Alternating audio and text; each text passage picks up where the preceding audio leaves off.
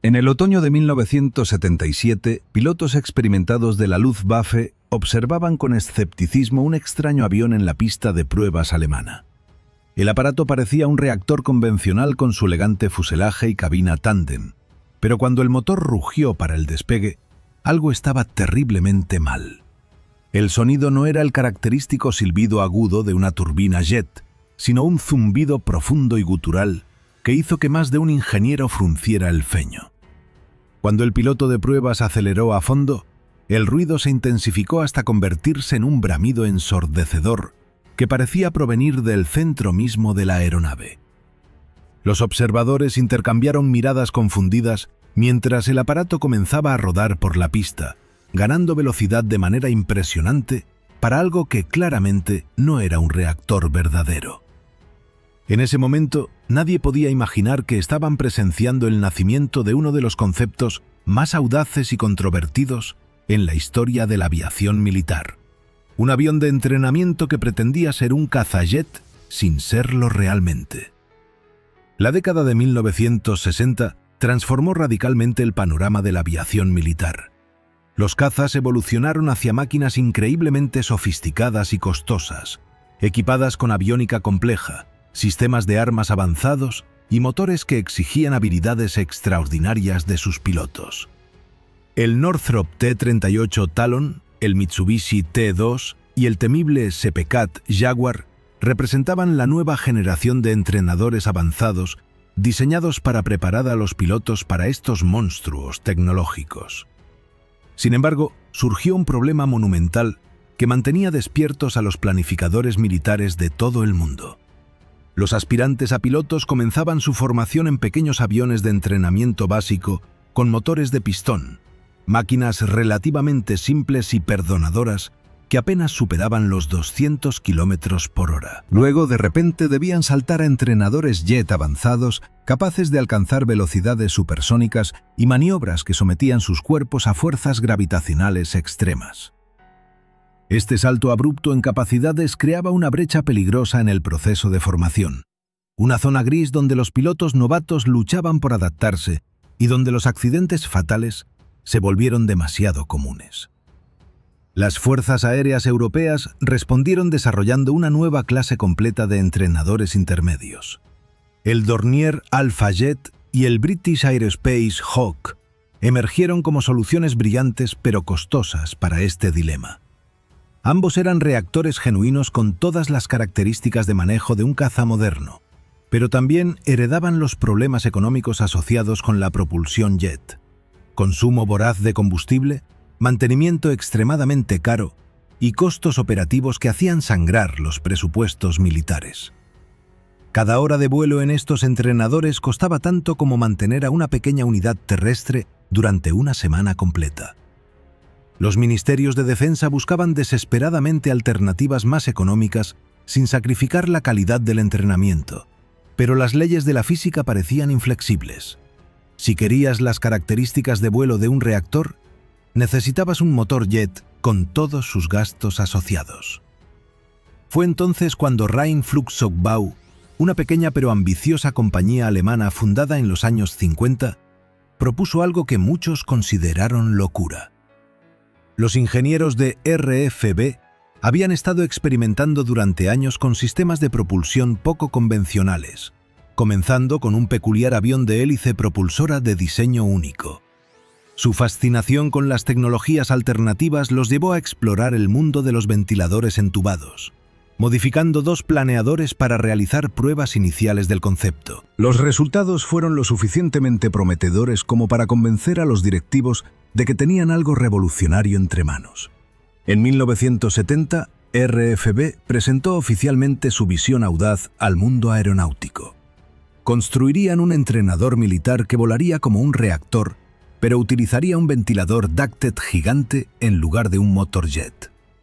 La idea parecía contradecir la lógica básica de la ingeniería aeronáutica, pero los números en papel eran imposibles de ignorar.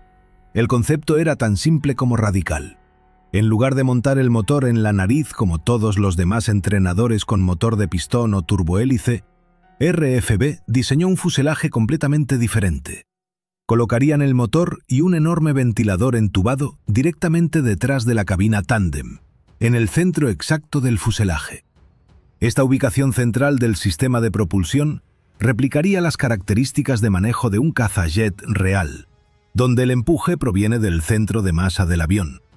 Los pilotos experimentarían la misma sensación de vuelo, las mismas respuestas a los controles, la misma distribución de peso que en un verdadero reactor de combate. Pero el costo operativo sería apenas una décima parte del de un entrenador jet convencional. El consumo de combustible se reduciría dramáticamente, el mantenimiento sería significativamente más simple y el precio de adquisición de cada unidad sería una fracción del de sus competidores jet. La compañía bautizó su creación como Fan Trainer, un nombre que combinaba la palabra inglesa para ventilador con la función de entrenador, y comenzó a trabajar febrilmente en convertir esta visión en realidad voladora. Los ingenieros de Rheinflugzeugbau enfrentaban un desafío técnico monumental que haría sudar a cualquier diseñador aeronáutico experimentado. Necesitaban instalar un ventilador entubado lo suficientemente potente para impulsar un avión de entrenamiento completo, pero al mismo tiempo mantener el centro de gravedad perfectamente equilibrado y crear un flujo de aire limpio que no desestabilizara la aeronave durante maniobras violentas. La solución que desarrollaron bordeaba lo brillante: una turbina móvil conectada a un sistema de reducción fabricado por el grupo británico Dowty, que reducía las revoluciones del motor a la mitad, permitiendo que el ventilador de 5 palas girara a exactamente 3090 revoluciones por minuto. Las palas mismas eran obras maestras de ingeniería silenciosa, fabricadas por Hoffman con madera recubierta de plástico para minimizar el ruido ensordecedor que normalmente producían los ventiladores de alta velocidad. Una tira de fricción de plástico espumado mantenía la separación microscópicamente precisa entre las puntas de las palas y la carcasa, asegurando que ni un gramo de potencia se desperdiciara en turbulencias inútiles. El fuselaje delantero consistía en una quilla de caja metálica que permitía modificaciones rápidas en la forma de la cabina sin rediseñar toda la estructura. Los ingenieros instalaron una cabina espaciosa, repleta de instrumentación exhaustiva y consolas laterales que imitaban fielmente las configuraciones encontradas en aviones operacionales de la Fuerza Aérea, tomando inspiración descarada del diseño del Alpha Jet. La filosofía de mantenimiento adoptada por RFB era revolucionaria para su época. Todos los sistemas se agrupaban en unidades modulares completamente desmontables que podían reemplazarse en cuestión de minutos en lugar de horas. Pero el elemento más controversial del diseño era el ala de barrido hacia adelante, una configuración poco ortodoxa influenciada por el experimental LFU-205, que resolvía problemas de visibilidad al evitar que la raíz del ala obstruyera la vista del piloto durante aproximaciones críticas. El primer prototipo registrado como DEATJ finalmente estuvo listo para su vuelo inaugural el 27 de octubre de 1977. Sin embargo, RFB había cometido un error de cálculo significativo en su diseño inicial. Equiparon el avión con un par de motores Wankel NSU EA 871, que generaban 150 caballos de fuerza cada uno. Estos motores rotativos alemanes, aunque innovadores en teoría, demostraron ser completamente inadecuados para aplicaciones aeronáuticas exigentes. Consumían combustible como si estuviera saliendo de moda, producían vibraciones molestas que fatigaban la estructura del fuselaje y, lo peor de todo, su fiabilidad dejaba mucho que desear. Los técnicos pasaban más tiempo reparando estos temperamentales motores que realizando verdaderos vuelos de prueba productivos. La dirección de RFB rápidamente reconoció su error garrafal y tomó la decisión drástica de rediseñar completamente el sistema de propulsión del segundo prototipo. El segundo prototipo DEATI recibió un único motor turboejes Allison 250 C20B, que producía 420 caballos de fuerza al eje, una bestia completamente diferente comparada con los problemáticos Wankel. Este avión completó su primer vuelo exitoso el último día de mayo de 1978, y las diferencias en rendimiento fueron inmediatamente evidentes para todos los involucrados. El Allison proporcionaba potencia suave y consistente, arrancaba confiablemente incluso en condiciones climáticas adversas y prometía intervalos de mantenimiento razonables que realmente podrían hacer viable económicamente el concepto del fan trainer. Los pilotos de prueba informaban que las características de manejo se acercaban notablemente a las de un verdadero entrenador jet, con respuestas crujientes a las entradas de control y una estabilidad sorprendente durante maniobras agresivas. Durante apenas 3 meses, el segundo prototipo acumuló decenas de horas de vuelo, mientras RRFB preparaba una campaña de marketing agresiva para convencer a potenciales clientes militares. Entonces llegó el desastre que casi mata el proyecto por completo. El 7 de septiembre de 1978, durante un vuelo de demostración de rutina, el segundo prototipo sufrió una falla catastrófica y se estrelló violentamente contra el suelo alemán. Los investigadores nunca revelaron públicamente la causa exacta del accidente, pero las consecuencias fueron inmediatas y severas. RRB perdió su único prototipo funcional equipado con el prometedor motor Allison, junto con meses de valiosos datos de prueba y, peor aún, cualquier impulso de marketing que hubieran construido con potenciales compradores. La compañía enfrentaba ahora una decisión brutal: abandonar el proyecto Fan Trainer por completo y cortar sus pérdidas, o duplicar su apuesta modificando el primer prototipo problemático con motores Wankel al estándar Fan Trainer 400 con el motor Allison. Los ejecutivos de RRFB eligieron la segunda opción, una decisión que los llevaría por un camino largo y tortuoso, lleno de rechazos humillantes y falsas esperanzas que consumirían los próximos 15 años de existencia de la compañía. La Luftwaffe organizó evaluaciones exhaustivas que pusieron al Fan Trainer modificado contra 2 competidores formidables: el Beechcraft T-34C turbomentor norteamericano y el suizo Pilatus PC-7, ambos entrenadores turbohélice probados en combate con reputaciones impecables. Durante semanas, pilotos militares alemanes sometieron los 3 aviones a rutinas de vuelo brutales que incluían acrobacias violentas, aproximaciones de emergencia simuladas, vuelos en formación cerrada y ejercicios de combate aéreo básico. Los resultados técnicos favorecían claramente al Fan Trainer en casi todas las categorías medibles. Consumía significativamente menos combustible por hora de vuelo, requería menos tiempo de mantenimiento entre misiones, costaba apenas una quinta parte del precio de adquisición del Cessna T-37 Tweed, que la Luftwaffe consideraba como alternativa jet, y lo más importante, replicaba genuinamente las características de manejo de un caza-reactor moderno, mejor que cualquier turbohélice convencional podría soñar lograr. Algunos pilotos evaluadores incluso lo declararon privadamente como la mejor opción disponible para cerrar la brecha de entrenamiento que tanto preocupaba a los comandantes de escuadrones de caza. Sin embargo, la burocracia militar alemana tenía otras prioridades completamente ajenas al mérito técnico puro. Los generales de la Luftwaffe miraban sus flotas existentes de Piaggio P-149 y calculaban fríamente que estos entrenadores italianos obsoletos todavía tenían vida útil restante en sus fuselajes envejecidos. Aprobar la compra del Fan Trainer significaría admitir públicamente que habían desperdiciado recursos manteniendo los Piaggio demasiado tiempo, una humillación política que ningún oficial de alto rango estaba dispuesto a sufrir voluntariamente. Además, adoptar un diseño tan radicalmente diferente requeriría reescribir manuales de entrenamiento completos, recertificar instructores, modificar instalaciones de mantenimiento y, lo peor de todo, explicar al Parlamento alemán por qué necesitaban gastar millones en una solución innovadora cuando la solución anticuada todavía funcionaba técnicamente.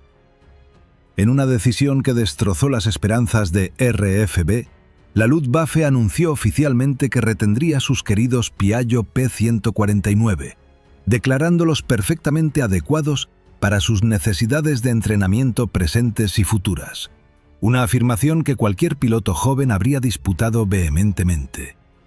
Rheinflugzeugabau se negaba rotundamente a aceptar la derrota después de invertir años de esfuerzo y millones de marcos alemanes en el desarrollo. En mayo de 1982, la compañía hizo un anuncio audaz que sorprendió a la industria aeronáutica. Comenzarían producción en masa del Fan-Trainer en los próximos meses, con o sin contratos militares confirmados. Una apuesta empresarial arriesgada que bordeaba la temeridad financiera. Para respaldar esta afirmación atrevida, RFB lanzó una gira de marketing agresiva por América que duró 5 semanas completas, durante las cuales el prototipo voló un promedio asombroso de 6 horas y media cada día, sin fallos mecánicos significativos. Los pilotos demostradores arrastraban el Fan-Trainer de una base aérea a otra, realizando acrobacias espectaculares para audiencias de oficiales militares escépticos, acumulando 500 horas totales de vuelo que demostraban la confiabilidad fundamental del concepto a cualquiera dispuesto a mirar objetivamente los datos duros. RFB proyectaba optimistamente una demanda potencial de aproximadamente 5.000 entrenadores militares durante la siguiente década, a medida que las fuerzas aéreas mundiales reemplazaran sus flotas obsoletas. La compañía estableció una meta de participación de mercado conservadora del 4%, equivalente a 200 aeronaves, reconociendo honestamente que la naturaleza distintiva y poco convencional del Fan-Trainer limitaría su atractivo entre clientes militares tradicionalistas. Mientras tanto, continuaron refinando el diseño basándose en retroalimentación operacional real. En 1983, reemplazaron el ventilador original de 7 palas con una versión de producción más aerodinámica de 5 palas que reducía notablemente el ruido de la cabina y mejoraba dramáticamente la visibilidad externa, eliminando distorsiones visuales molestas causadas por el flujo de aire turbulento del diseño anterior. Justo cuando parecía que RFB estaría condenada a vender unidades individuales a coleccionistas excéntricos y escuelas de vuelo civil, llegó un salvador inesperado desde el sudeste asiático. La Fuerza Aérea Real tailandesa había estado buscando soluciones económicas para modernizar su programa de entrenamiento de pilotos sin quebrar el presupuesto nacional de defensa ya estirado peligrosamente. Los oficiales tailandeses quedaron genuinamente impresionados por la propuesta del Fan-Trainer de proporcionar entrenamiento con características jet a costos de turbohélice, una combinación irresistible para una nación en desarrollo con aspiraciones militares serias, pero recursos financieros limitados. En 1982, Tailandia firmó un contrato inicial sorprendentemente grande por 31 unidades del Model 400 para entrenamiento primario básico, seguido inmediatamente por un pedido adicional de 16 unidades del más potente Model 600, específicamente configuradas para preparar pilotos destinados a volar los cazas supersónicos F-5E Tiger, que formaban la columna vertebral de la defensa aérea tailandesa. El contrato incluía opciones para 26 ejemplares adicionales si los primeros lotes demostraban ser exitosos operacionalmente, llevando el pedido potencial total a 73 aviones. Los tailandeses exigieron modificaciones específicas en sus FT-600 para que la cabina replicara fielmente la disposición del cockpit del F-5E Tiger, incluyendo asientos eyectables genuinos capaces de salvar vidas durante emergencias críticas a baja altitud. RFB acordó fabricar 2 unidades completas en sus instalaciones alemanas como demostración de calidad, mientras que el resto se ensamblaría localmente en Tailandia utilizando kits de componentes enviados desde Europa. Una estrategia de transferencia tecnológica común que satisfacía el orgullo nacional tailandés y generaba empleos manufactureros locales. Las primeras entregas comenzaron prometedoramente en 1984, con pilotos tailandeses volando los aviones desde las instalaciones de producción europeas directamente hasta bases aéreas en el sudeste asiático, acumulando horas de vuelo transoceánicas que demostraban el rango impresionante del diseño cuando se equipaba con tanques auxiliares. Entonces surgieron complicaciones técnicas devastadoras que nadie había anticipado durante la fase de diseño original.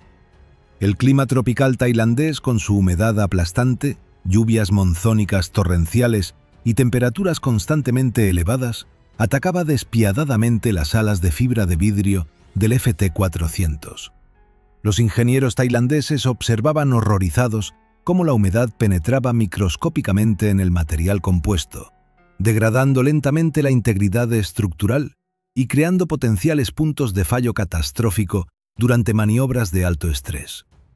La única solución viable era rediseñar completamente las alas utilizando construcción metálica tradicional, un cambio aparentemente simple que desencadenó una cascada de problemas secundarios inesperados. Las alas metálicas alteraban significativamente el peso y balance del avión.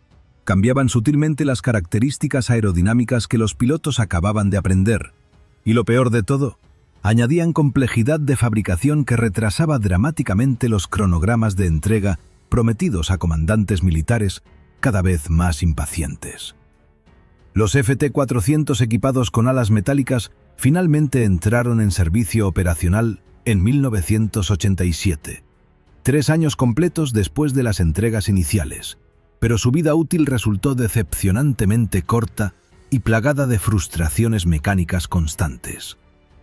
Los técnicos de mantenimiento luchaban con fallas inexplicables del sistema de ventilador, problemas recurrentes de vibración que fatigaban prematuramente los componentes estructurales y una disponibilidad operacional lamentable que mantenía demasiados aviones en tierra cuando deberían estar entrenando pilotos en el aire. En contraste directo, los FT-600 más potentes funcionaban con relativa suavidad y confiabilidad, acumulando miles de horas de vuelo mientras preparaban efectivamente a pilotos jóvenes para la transición exigente hacia cazas supersónicos genuinos.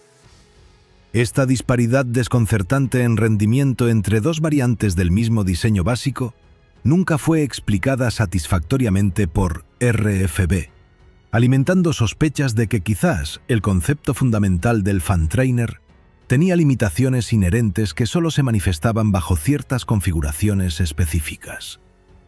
Mientras Tailandia luchaba con su flota problemática, RFB perseguía desesperadamente nuevos contratos para mantener viva la producción y justificar las inversiones masivas ya realizadas. La compañía propuso ambiciosamente un Fan Trainer 1000, especializado para Paraguay, que supuestamente funcionaría como plataforma de ataque ligero, capaz de portar armamento real, transformando el entrenador pacífico en un guerrero de combate económico perfecto para naciones con presupuestos militares minúsculos. Los diseñadores imaginaban puntos duros bajo las alas para cohetes no guiados, ametralladoras montadas internamente, y quizás incluso capacidad rudimentaria para bombas pequeñas. Sin embargo, esta visión marcial nunca avanzó más allá de presentaciones en PowerPoint y dibujos de ingeniería optimistas.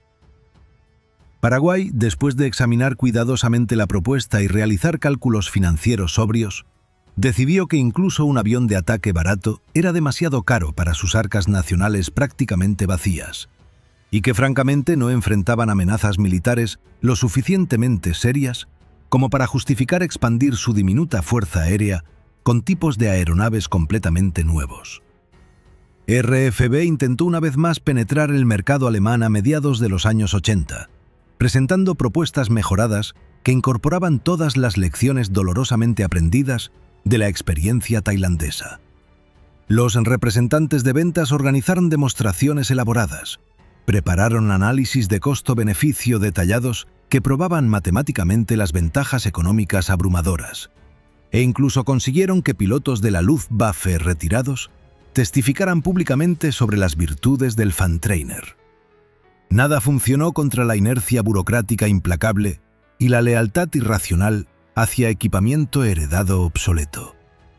La Alemania occidental rechazó nuevamente el Fan Trainer con excusas cada vez más transparentes sobre compatibilidad con infraestructura existente y preocupaciones sobre establecer precedentes con diseños no convencionales. Enfrentando la realidad brutal de que los ventiladores entubados nunca conquistarían Europa, RFB ejecutó un pivote estratégico radical hacia entrenadores jet genuinos. La compañía forjó una asociación con Rockwell International, el gigante aeroespacial norteamericano, para competir por el lucrativo programa JPATS, que buscaría reemplazar la flota envejecida de entrenadores del ejército estadounidense. Esta colaboración produjo el Rockwell Ranger 2000, un diseño jet convencional que abandonaba completamente la filosofía del ventilador entubado que había definido la identidad de RFB durante 2 décadas. Irónicamente, después de años insistiendo que los ventiladores eran superiores a los jets, RFB ahora admitía implícitamente que el mercado simplemente no aceptaría su visión radical, sin importar cuán sólidos fueran los argumentos técnicos y económicos.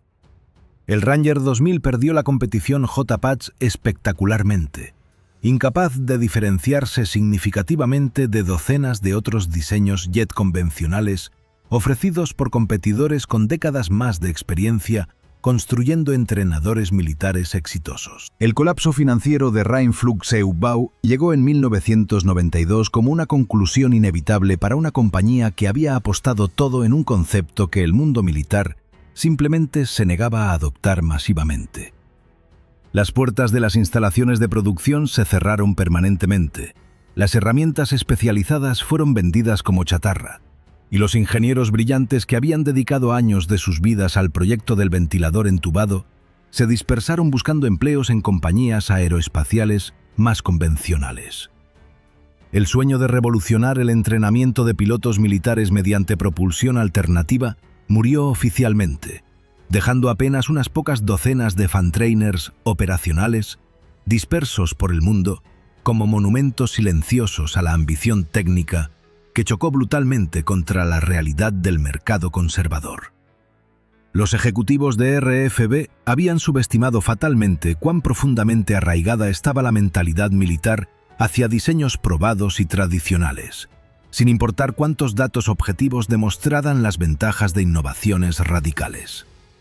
Tailandia continuó operando sus fan-trainers con entusiasmo decreciente durante los años 90, luchando constantemente contra tasas de disponibilidad decepcionantes y costos de mantenimiento que aumentaban inexorablemente a medida que los proveedores de repuestos europeos cerraban operaciones o simplemente perdían interés en soportar flotas tan diminutas. Los técnicos tailandeses improvisaban soluciones creativas para mantener los aviones volando, fabricando localmente componentes que ya no podían importarse, canibalizando máquinas severamente dañadas para obtener piezas funcionales y rezando silenciosamente cada vez que un fan-trainer rodaba hacia la pista para otra misión de entrenamiento. La situación mejoró dramáticamente cuando el final de la Guerra Fría inundó el mercado global con equipo militar excedente vendido a precios ridículamente bajos por naciones europeas que desmantelaban rápidamente sus hinchados establecimientos militares de la era de confrontación con el bloque soviético. Los comandantes tailandeses descubrieron que podían adquirir Alpha Jets alemanes genuinos, entrenadores jet avanzados con décadas de servicio confiable probado, por menos dinero del que costaba mantener operacionalmente los temperamentales fan-trainers que supuestamente habían comprado precisamente por ser económicos. La ironía era deliciosa para observadores externos. El avión diseñado explícitamente para ser la alternativa barata a jets como el Alpha Jet resultaba más caro de operar que los jets reales cuando el mercado de segunda mano se saturaba con máquinas de calidad vendidas desesperadamente. Tailandia retiró silenciosamente sus fan-trainers del servicio activo sin ceremonias oficiales ni reconocimientos públicos de su contribución al entrenamiento de pilotos, empujándolos hacia rincones olvidados de bases aéreas remotas, donde el clima tropical despiadado comenzó su trabajo de corrosión terminal. Sin embargo, 3 ejemplares del fan-trainer lograron escapar del destino ignominioso de pudrirse bajo el sol ecuatorial o ser desmantelados para recuperar metales preciosos. Estos supervivientes afortunados encontraron hogares en Europa con coleccionistas privados y operadores de aviones históricos que apreciaban genuinamente la singularidad técnica del diseño, sin importar su fracaso comercial absoluto.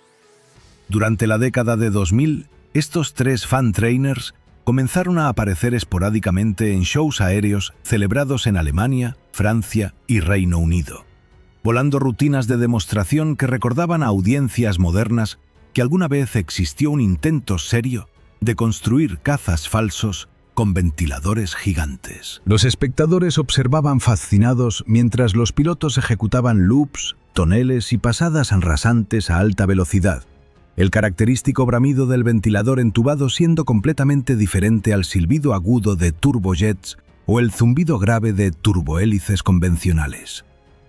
Entonces ocurrió algo completamente inesperado en 2010, que dejó atónita a la comunidad aeronáutica especializada. Una compañía misteriosa llamada Fanjet Aviation emergió súbitamente anunciando que había adquirido todos los derechos de diseño, propiedad intelectual y equipamiento de manufactura remanente asociado con el Fan Trainer. Los nuevos propietarios declaraban ambiciosamente su intención firme de resucitar la producción del avión, pero esta vez equipándolo con aviónica moderna de cabina de vidrio con pantallas multifunción a color, sistemas de navegación GPS satelital integrados y computadoras de vuelo digitales que transformarían el diseño de los años 70 en algo apropiado para el siglo XXI. Fanjet Aviation argumentaba que el concepto fundamental del Fan Trainer seguía siendo válido y que los avances tecnológicos en materiales compuestos, motores turboejes eficientes y electrónica miniaturizada finalmente permitirían realizar completamente la visión original de RFB que había estado décadas adelantada a su época. Naturalmente, estas proclamaciones optimistas venían acompañadas de la advertencia inevitable. Necesitaban encontrar clientes dispuestos a realizar pedidos firmes antes de poder justificar reiniciar líneas de producción dormidas durante casi 2 décadas.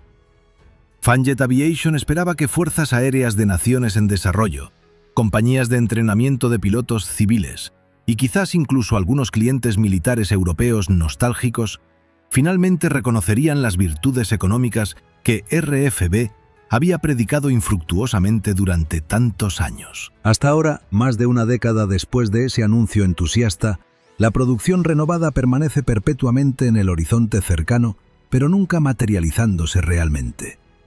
El Fan Trainer parece destinado a permanecer como una curiosidad histórica fascinante, un recordatorio permanente de que incluso las ideas técnicamente superiores pueden fracasar completamente si llegan demasiado temprano, o si desafían demasiado agresivamente las ortodoxias establecidas de industrias inherentemente conservadoras como la aviación militar. Si disfrutaste conociendo esta historia extraordinaria del avión reactor que nunca fue realmente un reactor, por favor déjanos un like que nos ayuda enormemente a seguir creando este tipo de contenido especializado. Cuéntanos en los comentarios qué otros aviones extraños o experimentales te gustaría que investigáramos profundamente en futuros episodios. Y, por supuesto, suscríbete al canal para no perderte las próximas historias fascinantes de la aviación militar del siglo XX que preparamos constantemente para ustedes.